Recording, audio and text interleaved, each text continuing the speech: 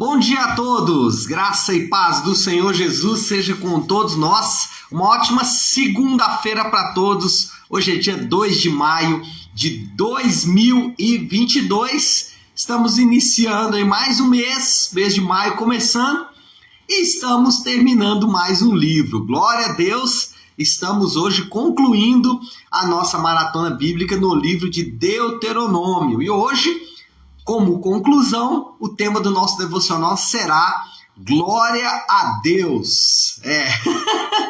Parece trivial, mas não é. Vamos falar um pouco sobre isso. Deixe-me só ler aqui um versículo com vocês para a gente começar a conversar sobre o assunto do nosso devocional desta manhã. Eu quero ler Deuteronômio 34, versículo 10, que diz assim: Em Israel nunca mais se levantou profeta como Moisés, a quem o Senhor conheceu face a face. Uau! Que bela mensagem de lápide, né? Que bela despedida teve o nosso querido Moisés, né? Não houve depois dele nenhum profeta como ele, a quem o Senhor conheceu face a face. Bom, qual é o cenário que a gente tem aqui? Moisés, vocês vão se lembrar, o livro de Deuteronômio é ali uma espécie de discurso final de Moisés, e esse discurso, ele encerra esse seu discurso fazendo algumas ponderações finais, mas também ele faz os últimos preparativos para a ocupação da terra. Por exemplo, ele já traz Josué consigo e já deixa Josué ali como se fosse realmente o seu substituto. Além disso, aliás, como se fosse não, né? De fato o seria. Além disso, Moisés faz um lindo cântico lírico aqui, você pode até ver esse cântico aqui no capítulo de número 32, né? Que é realmente muito bonito. Depois disso, a chamada canção de Moisés, depois disso ele vai proclamar bênçãos sobre cada tribo individualmente e por fim, ele vai morrer. O final do capítulo 34 de Deuteronômio, o último livro de Deuteronômio, as últimas linhas de Deuteronômio é para mostrar como Moisés morreu. Agora, Moisés ele nos ensina algumas coisas. A primeira coisa que Moisés nos ensina é que obedecer a Deus e ser submisso a Deus vale a pena. Moisés, ele procurou obedecer a Deus sempre, em todo o tempo. Ainda que durante a sua caminhada ele tenha tido escorregadelas dolorosas, ainda assim, Moisés mostra para mim e para você que obediência e submissão a Deus valem a pena. A própria fala aqui do texto que acabamos de ler, que depois de Moisés ninguém vê como ele, mostra que vale a pena obedecer a Deus. Vale a pena obedecer a Deus, mesmo que Deus não faça aquilo que nós queremos que ele faça. Olha só para você ver. Moisés passou 80 anos, 40 anos caminhando no deserto, mais os seus 40 anos lá na terra. Enfim, Moisés passou longos anos e acabou não usufruindo ou não vivendo o tempo mais glorioso e qual ele desejou e qual ele sonhou, que é a ocupação da terra. Então, muitas vezes nós não vivemos aquilo que nós queremos, mas isso não significa que a bênção de Deus não esteja sobre as nossas vidas. Então, vale a pena obedecer a Deus, vale a pena ser submisso a Deus. Jesus mostrou isso, né, pessoal? Jesus foi submisso a Deus em todo o tempo. A palavra de Deus diz que Jesus, ele obedeceu a Deus em cada um dos detalhes. O próprio Jesus, na sua caminhada, ele fala isso. Nem sempre as coisas foram, ou nem sempre as coisas ocorreram de forma tão confortável assim para Jesus. A prova disso é o momento de maior desconforto, que é a cruz, onde ele mesmo clama: Senhor, Deus, Pai, se possível passa de mim esse cálice, mas faça a sua vontade. Então, vale a pena obedecer a Deus. Obediência e submissão a Deus valem a pena. Tem uma história que é engraçada, se não fosse trágica, né? De um irmão que chegou para o pastor e falou: pastor, eu sou muito obediente a Deus, mas perdoar... Pastor, eu obedeço a Deus em tudo, mas perdão... É porque muitas vezes a gente acha que obedecer a Deus é somente... Isso é obedecer a Deus, mas não é somente ir à igreja, entregar o seu dízimo, fazer as suas orações, ler a Bíblia. Tudo isso é bom e isso também é obedecer a Deus. Mas às vezes nós vamos ser confrontados e desafiados em um nível que talvez a gente não esperava. Quando você é desafiado, por exemplo, a perdoar, como eu disse agora há pouco, nós sabemos o quanto é difícil perdoar. Mas a palavra de Deus é taxativa, é direta. Perdoe para que você seja perdoado. Então, às vezes, obedecemos a Deus, mas nós guardamos ali algumas áreas de reserva. Por exemplo, quando somos desafiados a servir os nossos irmãos. E fazemos isso como? Na reunião do povo de Deus no culto. Então, quando somos desafiados a servir os nossos irmãos, nós vemos ali que nós não somos tão obedientes assim. Nós não nos importamos muito com o momento do louvor, da oração, ou às vezes nem vamos ao culto.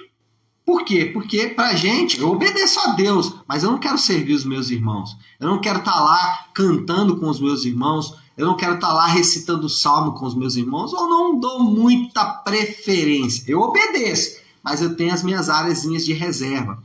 Eu obedeço, mas na hora que eu preciso amar os meus inimigos, aí o negócio estreita, né?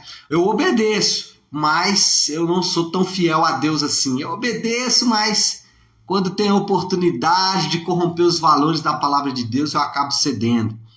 Cedendo às vezes na bebida, cedendo às vezes no testemunho, enfim, eu acabo cedendo. Então, eu quero dizer algo para você que óbvio é para mim. Obedecer e submeter a Deus vale a pena, mesmo que seja aquelas obediências que são difíceis. As fáceis, né, é moleza, mas aquelas que são desafiadoras. Em segundo lugar, Moisés nos ensina que Deus usa pecadores. Deus usa pecadores, é verdade. Irmãos, Moisés, o texto fala aqui, né, que Moisés nunca mais se levantou profeta como ele, que Deus conhecia face a face. Mas, gente, Moisés era um fugitivo da justiça. Moisés era um assassino. Se você conhecer a história de Moisés no início, você lê a história de Moisés no início da caminhada, Moisés não era tudo isso, gente. Moisés não era tudo isso. Mas aí não precisa ir muito longe. Vamos pensar nos apóstolos, né? Vamos pensar nos apóstolos. Talvez você pense logo em Paulo, né? Que era um perseguidor dos cristãos, mas pense um pouco sobre Pedro, sobre João, sobre cada um daqueles apóstolos, discípulos, profetas, né, do Novo Testamento, apóstolos, discípulos, ali os plantadores de igreja. Nenhum deles era reserva moral.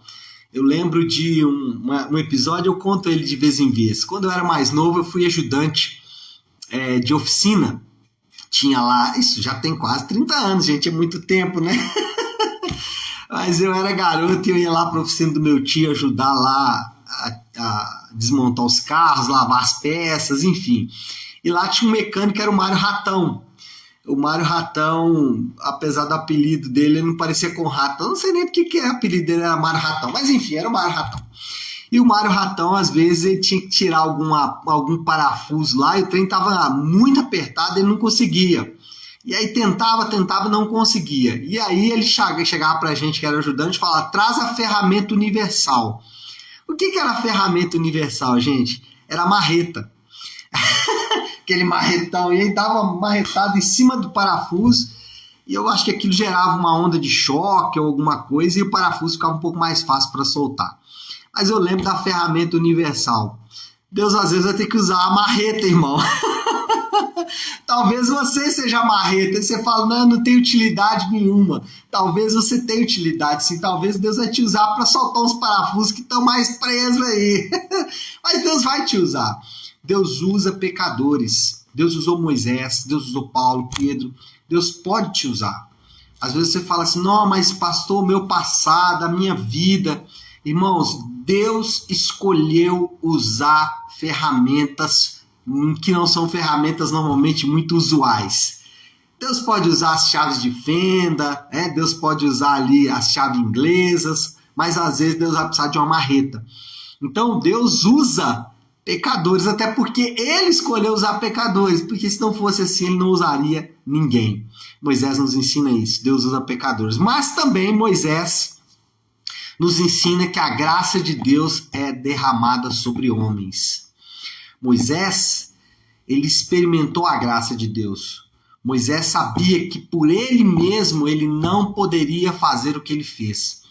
Interessante que aqui a gente vê Moisés, cantando, a gente vê Moisés declarando bênçãos, fazendo o seu discurso, e aí nós nos impressionamos. Uau! Moisés, quero ser como Moisés.